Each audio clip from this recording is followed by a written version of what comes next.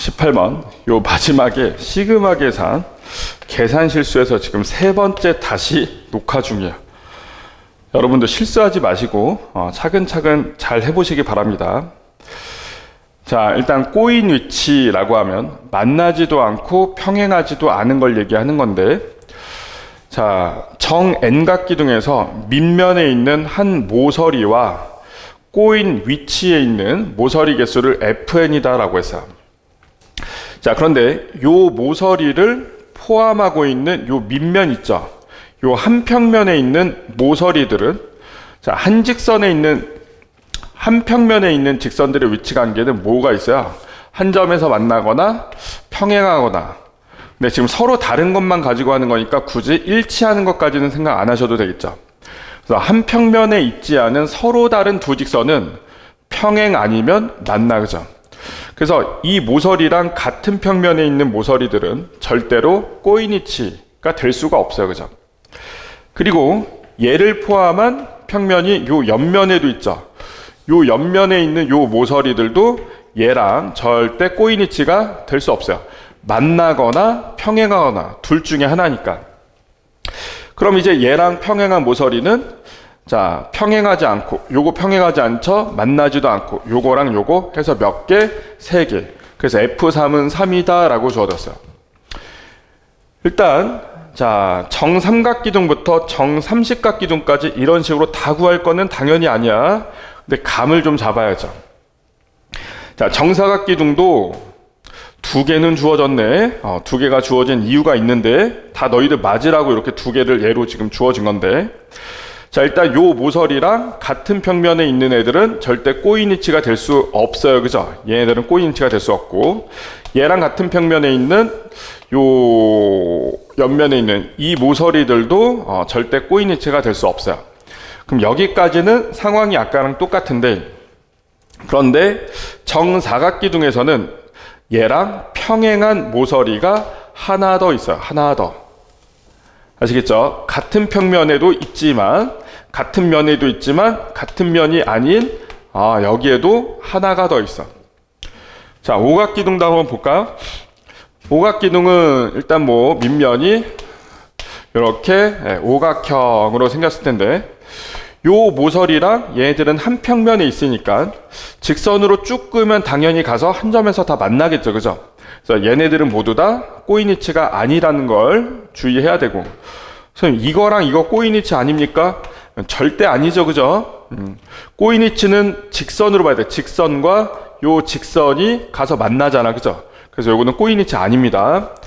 그래서 얘랑 한 평면에 있는 모서리들 절대 꼬인 위치 아니고, 그리고 얘를 포함한 요 옆면도 하나 있죠. 이렇게 옆에 있는 요 면에 있는 모서리들도 모두 꼬인 위치는 아니다라는 거야. 그러면 나머지 애들 있죠? 나머지 애들이 이제 평행하지도 않고, 얘랑 이제 평행한 애도 더 없어요. 평행하지도 않고 만나지도 않는 나머지 요 애들, 얘네들이 모두 다 꼬인 위치에 있는 애들이다 라는 거야. 그래서 F5 같은 경우는 1, 2, 3, 4, 5, 6인가요? 얘는 6개. 이때가 4개였죠? 4개. 이때가 F3이 3개였죠. 자, F5는 얘가 정오각기둥일 때는 6개가 있어. 하나, 둘, 셋, 넷, 다섯, 여섯, 7개인가요? 하나, 둘, 셋. 이번엔 실수하지 마자. 셋, 넷, 다섯, 여섯, 일곱. 7개네요. 7개가 있어요. 자, 육각기둥까지 한번 해보겠습니다. 육각기둥까지만. 자, 밑면이 이렇게 정육각형이에요. 정육각형이고, 얘랑 한 평면에 있기 때문에 모두 다 꼬인 위치 아니고, 옆면은 모두 다 직사각형이죠. 그래서 요 직사각형에 있는 요 모서리들도 모두 다 꼬인 위치는 아니다라는 거야. 근데 정육각형에서는 얘랑 평행한 모서리가 여기 하나 더 있다, 그죠? 여기 하나 더. 그럼 이제 나머지만 꼬인 위치. 하나, 둘, 셋, 넷, 다섯, 여섯, 일곱, 8개가 되겠죠. 이때는 8개. 자, 이런 식이다라는 거야. 근데 이렇게 해보다 보니까 일단 정 n각기둥이다라고 하면 모서리가 몇 개가 있을까요? 3 곱하기 n개만큼 있겠죠. 밑면에 n개, 위에 있는 밑면에도 n개, 옆에 있는 모서리도 n개, 그죠? 3n개가 있어요. 그 중에서 요 밑면에 있는 n개 중에는 꼬인위치가 절대 없죠. 그건 삼각기둥이나 뭐 사각기둥이나 오각이나 육각기둥이나 마찬가지죠. 그래서 여기서 n개를 빼줘야 되고, 그리고 얘를 포함한 요 옆면 직사각형에 있는 나머지 요 3개 모서리도 모든 경우에 다 빼줘야 돼. 그래서 3개도 빼줘야 돼. 그런데 자, 여기까지는 공통인데 이게 n이 홀수일 때는 이걸로 끝나는데 n이 짝수일 때는 여기에서 하나를 더 뺐죠. n이 짝수일 때 얘랑 평행한 모서리가 하나, 얘랑 평행한 모서리가 하나 더 있었어요. 그죠? 그 하나를 더 빼줘야 되죠. 그래서 n이 짝수일 때는 이거에서 하나를 더 빼줘야 돼요.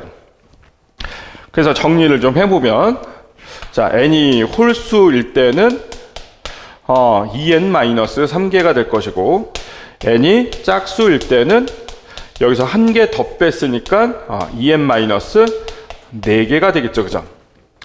근데 여기다 이제 홀수 짝수 구분해서 대입해서 3부터 30까지 대입해서 더하는 계산보다는 좀 그렇죠. 빡세죠. 그죠? 자, n이 홀수일 때 요 n에다가 뭐 2k 플러스 1이라든지 2k 마이너스 1이라든지 이렇게 해서 치환을 하는 방법이 있는데 이런 것도 연습을 좀 하셔야 되는데, 자, 시그마 계산을 할 때 요 밑이 1부터 시작할 때가 계산이 제일 깔끔하죠. 그래서 k에다가 1부터 대입할 건데 그때 얘는 3부터 더해줬으면 좋겠어. 그럼 n에다가 2k 플러스 1을 대입하자. 그러면 k에다가 1 대입하면 n에다가 3 대입한 거랑 똑같고, k에다 2를 대입하면 n에다가 5를 대입한 거랑 똑같아요. 그러면 이제 마지막 홀수가 n은 29까지니까 요게 29가 되려면 14까지 대입해서 더하면 되겠죠. 그래서 n에다가 2k 플러스 1을 대입을 하면 4k 플러스 2 마이너스 3이니까 4k 마이너스 1이네. 여기다가 1부터 14까지 대입해서 더해주면 n이 홀수일 때 요 fn의 합들이 되는 거고, 자, n이 짝수일 때, 근데 짝수 몇부터예요? n은 4부터 더해줘야 되겠죠? 그래서 여기에다가 그냥 2k 말고 2k 플러스 2를 대입하잖아요? 그러면 k가 1일 때 n이 4인 거고, k가 2일 때 n이 6인 거고, 근데 n은 30까지, 얘가 30까지 더해줘야 되니까 k는 몇 가지? 14까지예요. 그래서 n에다가 2k 플러스 2를 대입하면 4k 플러스 4 마이너스 4니까 4k가 되겠네. 그치? 그래서 여기다가 1부터 14까지 대입해서 더한 거랑 여기다 1부터 14까지 대입해서 더한 거랑 더해야 되니까 어차피 1부터 14까지 대입해서 더하는 건 똑같으니까 이렇게 두 개 먼저 더하면 8k 마이너스 1 되겠죠. 8k 마이너스 1. 요 식의 k에 1부터 14까지 대입해서 더해주면 되죠. 수열에서 공부한 내용들이고, 근데 얘는 k의 1차식이니까 무슨 수열이야? 등차 수열이죠.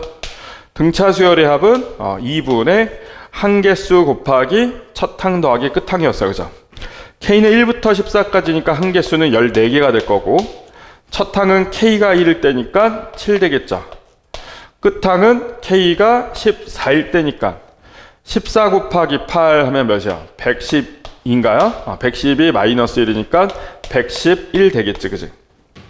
그래서 이렇게 더하면 118이다. 그죠? 118에다가 요거 약분하면 7이니까 자 곱하기 7만 해주시면 7, 8에 56 7, 1은 7 7, 1은 7 이래서 더하면 6, 2, 8이 되겠다. 그래서 정답은 826이 되겠습니다.